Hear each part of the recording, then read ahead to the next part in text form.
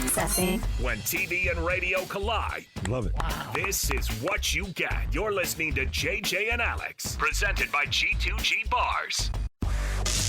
Don't touch that dime. On 97.5, the KSL Sports Zone. Welcome on in, everybody. It is JJ and Alex, 97.5 the KSL Sports Zone. It is a Jazz game day coming up top of the hour. You're going to get Jazz pregame, walking you up to the tip-off against the Czechs Notes, other worst team in the NBA currently by record, the Washington Wizards. Who's worse? We'll find out tonight. Well, technically the Jazz are winning that game. Well, losing? Winning? Well, I get cannot out-tank the Utah Jazz. I don't know. At home, maybe they return the favor and we end up beating them. We'll see. Didn't we? Oh no, the Jazz ended up losing out there in Washington. It was a battle to the end to try to lose, and the Jazz outlasted them. Oh, it's such a weird time to be a Jazz fan. Very good times for us here in the state of Utah, though. Watching our local teams make it to the NCAA tournament. Our program brought to you by G2G Bars and Trajan Wealth, bringing you this portion of the program. Trajan Wealth, TRAJAN Wealth.com for all your local needs in retirement. Dave Rose, former BYU head basketball coach. He's been on this program before, and we've chatted with Dave many, many times over the years. And, man, we were just going over this thing, Coach, and we had Greg Wrubell on, and he reminded us the last time that BYU won a first-round game in the NCAA tournament was during Jimmermania. And then that wasn't the crazy part. It was the next part that he said, which was 14 years ago. Do you feel old yet? Yeah, that was a while ago, but there's a lot more interesting things that happened. One was we played Gonzaga in the second game, round of 32, and we ended up that summer joining the league with Gonzaga after thinking about joining the league with when they dismantled the Mountain West. All kinds of stuff happened in order. We were going to go to the I can't really remember the names of the league, but they invited all the teams from was it the WAC? I think it was the WAC we were going back to, and they invited Fresno State and they invited Utah State. They tried to disband that league so they would stop us from leaving, and then we actually ended up in the WCC. So we ended up. My wife and I, Cheryl, we actually did a cancer function with Mark Few and Marcy in Spokane that summer. Wow! And somebody in that group had told me that, hey, there's a chance that you guys might end up in our league next year. And I thought they were nuts, but it all happened. So who knows what happens this summer? Huh? I love how that realignment looks like light work now compared to all the realignment we've seen in all the sports since then. It's crazy, Coach, how much the game has changed and college sports has changed since it was just 14 years. I mean, it's crazy to think about that, but you've witnessed it all, and you see where BYU is right now in this second year in the Big 12 and the year they've had. What are your thoughts on what Kevin Young has been able to do in his first year with this team to get them to this point where they've been ranked in the top 25 and they finished tied for third in the Big 12, one of the best leagues in the country? Yeah, it's amazing the job that he's been able to do in such a short time. And, I think that, the fact that Mark Pope left to go to Kentucky and the previous coach wasn't fired actually helps the new guy coming in. Because usually the guy gets fired, he's got a total rebuild, and he's got to try to turn that thing around. And, Kev had a lot of work to do. He had to come in and save some players and keep them here. And obviously he brought in 3 really, really good high-end players. But you look how this league went and the real core of the team and who they really relied on, it was those returning guys, the guys that he was able to bring back and to get a lot of those guys were on this team last year, especially Richie. Richie's had an unbelievable year. And that's kind of how BYU has been over the years. They win these the league championships and these tournament games with sophomores, juniors, seniors, and freshmen help. But the juniors and seniors are what kind of get it done for them. Coach, one of the things I was listening to Steve Cleveland talking a little bit about you guys' experience and when you were on that staff and going to the NCAA tournament, and I think he said we lost his first round game, and Coach Rose and I looked at each other and we said, we got to prepare our guys better. And I remember thinking, I wonder what that looks like. Like, I mean, obviously getting ready for the NCAA tournament, you feel like, everybody knows how important these games are, but what does that mean to prep a guy or prep a team properly for the NCAA tournament? How do you get their heads into the right space to, take in this huge moment and to be in the biggest tournament? Somebody was bringing up today, they're like, this is the best tournament in the whole dang world, like of any sport, and there's nothing like it. And so how do you prep guys that are this age group to be ready for a moment like that? Well, it's tough because they all come in, they all have their own feelings about the tournament, and growing up watching the tournament, growing up, maybe their brother or somebody else had played in the tournament or their dad had played in the tournament. But it's now in today's world, you're talking about the tournament in November. Back in our day when I played, you didn't talk about the tournament until you got into late February. And it's why you play college basketball, is to get yourself, first of all, qualified to get in the tournament, but second of all, when you get in the tournament, to actually, to win, advance, and move on. And it's so important, the fact that BYU is in the Big 12 now, and so if they win the league, or they finish second or third or even fourth in the league and have a great year, they're going to end up with a good seed. And when Coach Cleveland and I were doing this when we first started, we played Cincinnati. I think we were 11. Then we played Syracuse. We played Connecticut. Those are tough first round games. And the success that we had with Jimmer and where we were, we got to be, ranked in the top 5 during February. And then in March, we actually got a 4 seed that year, and we were able to win our first 2 games. So the seed's really important, and, where you play is really important. And I think BYU set up really well with the 6 seed playing in Denver, and hopefully they can get a big win. You watch the game different than we do. You have a set of coaches' eyes and years of following this game and watching it, knowing the ins and outs of it. When you're watching Kevin Young coach, and I'm sure you've been observing him in his position from where you sit in some of the games, what have you noticed about his evolution as a college coach and making that transition from the NBA to the college game? I'm sure it was a challenge for him, but what have you noticed about what he's been able to do as this year's gone on? Well, I will tell you this, and this is my own opinion, okay? Obviously, you can quote me on this because I'm saying it on the radio. But I do believe that he is more equipped to coach in today's college game than a lot of really successful college coaches that are coaching in the game, because it's not a college game like we knew the college game when I was coaching it. This is way more of a professional game. Every one of these kids, or you don't call them kids, every one of these players have got their own corporation. They're more similar to the NBA than they are to the college game a few years ago. So I think he's done a masterful job at managing the group. The one thing that I'm really, really amazed at is the fact that he has played so many guys, 10 deep, 11 deep, until he got hurt, and so that, and he's managed that. You don't finish third in a league like the Big 12 with only 2 guys getting recognition in the league. Richie's a first-team All-League, and I think Jaeger was a all-freshman team player. And that's it. And the reason is because he played so many guys. And this group of guys help him win that matchup, and this group of guys help him win that matchup.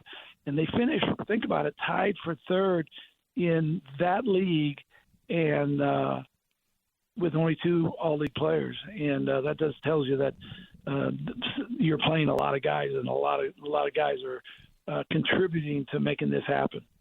I'm curious, Coach. I have to ask, if you were coaching now and you had the resources that BYU currently has, you had NIL and some of these things, but also the challenges that come with that, would you embrace that? Would you have been excited about all those things, or did you really appreciate your day when you were coaching the Cougars?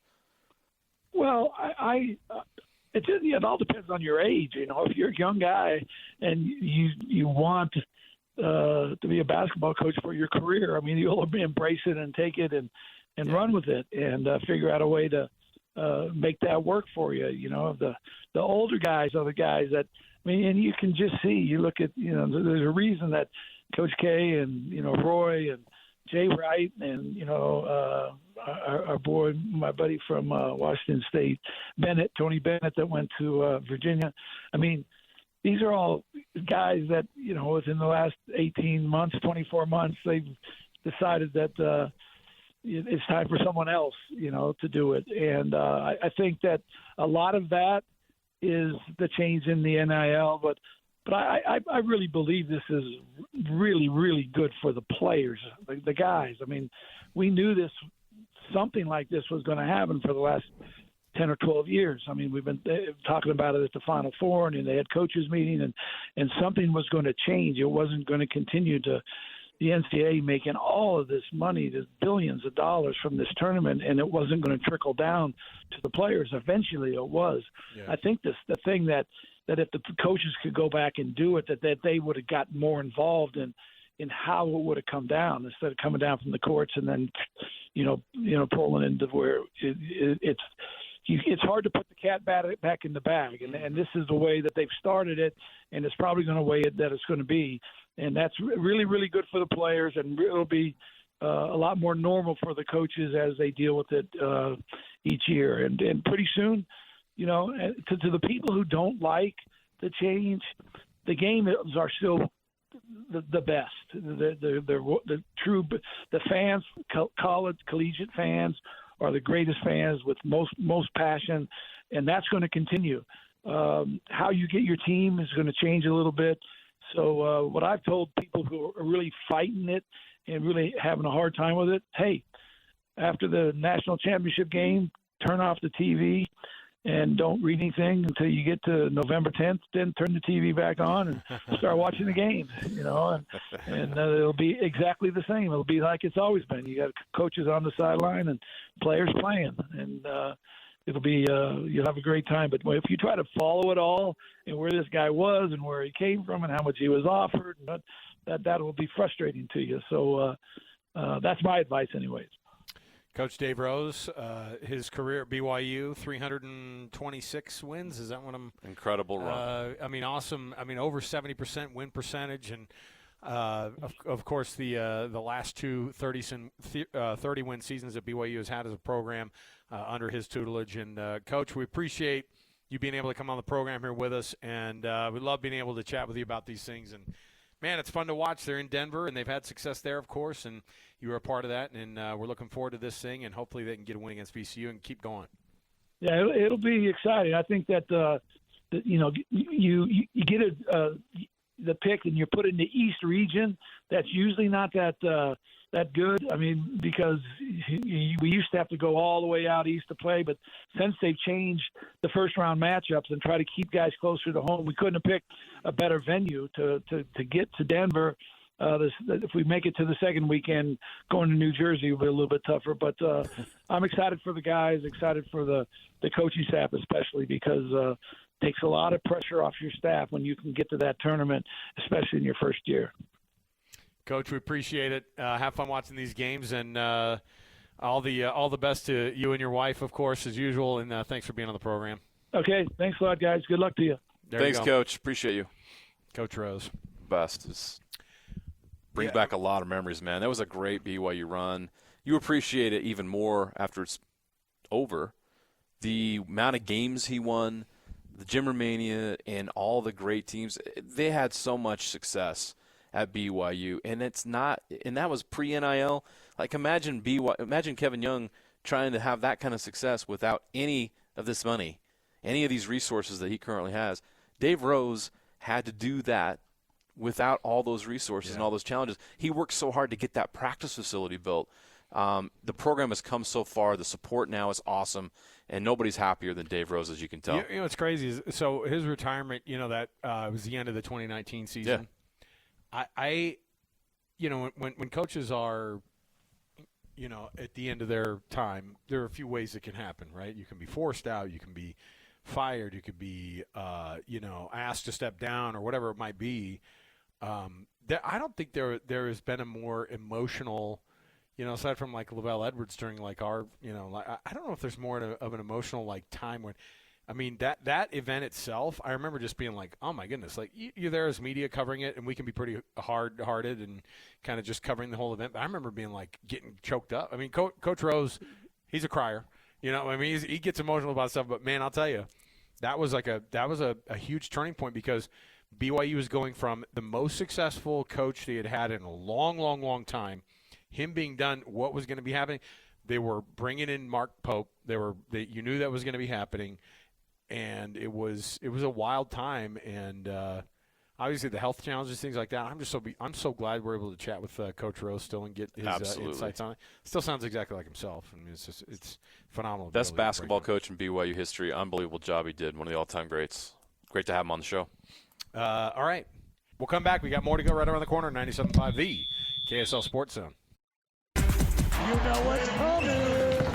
Your daily deep dive into everything Utah Jazz. It's time. All season long and even in the offseason, it's Jazz Daily with JJ and Alex on your exclusive home of Utah Jazz basketball. 97.5 The KSL Sports Zone. All right, everybody, welcome on in. JJ and Alex, 97.5 The KSL Sports Zone. Want to remind you tomorrow and Friday, we're going to be out on the road at the JCWs across the valley. Tomorrow we're starting things off at the 5251 Anthem Park Boulevard location in Harriman. Come join us, and let's watch some basketball, have some fun over the next few days, huh? And it's good too. We have a couple teams that we get to cheer on here locally. It's a nice one. We're going to be right out there 10 to 6 at the JCWs in Harriman tomorrow, and then we'll be out at JCW's again on Friday as well. JJ, the Utah Jazz, you heard the music. Of course, that means Jazz Daily. Getting you ready for this Jazz team who are firing up against the Washington Wizards tonight. Let me give you a little bit of an update on the injury report. John Collins, out. Lauri Markkanen, out. It's had personal reasons, too. Not that I want to get into that. I'm just saying, like, he's had ankle stuff, he's had back stuff, and now he's out with I hope they don't get fined. Whatever it might be, yeah. So you've got you've got John Collins and Lauri Markkanen out. Washington, no Sadiq Bey, no Malcolm Brogdon, no no Keyshawn George or Keyshawn George, no Chris Middleton, no Corey Kispert, and so it's going to be a battle. I have a warning for the Washington Wizards. Uh-oh. No one out-tanks the Utah Jazz. And I mean no one, all right? Nobody comes in our building. As hard as you try. Nobody comes in our building and out-tanks this team. You sit Chris Middleton. You sit Bilal Coulibaly. Oh, Bilal Coulibaly's You sit Keyshawn George. Oh, no. It doesn't matter. It doesn't matter. All right. The Jazz will find a way. There's no way the Jazz are winning this game. No way. You don't think so? No way are they going to win this game. I mean, look, you just have to own one of the worst 3 records in the league, and right now the Jazz are at the very worst in terms of win percentage. They're tied with Washington for the most or for the least wins, but the Jazz have a couple more losses on top of that. Yeah, look, at this point we're battling through, we're trying to figure it out. This is a 10-game losing streak for this Jazz team. Do they make it 11 tonight? I don't know. It's not fun to watch, but the NBA is fun. So tune in tonight. We got more right around the corner, and we'll get you ready here, and we'll walk you all the way up to coverage of Jazz pregame right here on the home. The radio home of the Utah Jazz. It is 97.5 The KSL Sports Zone. More to go from RGS Exteriors right here, JJ and Alex. Wrapping up the hour with our picks for the best and worst moments on today's show. As JJ and Alex want to hear your best and worst of the day.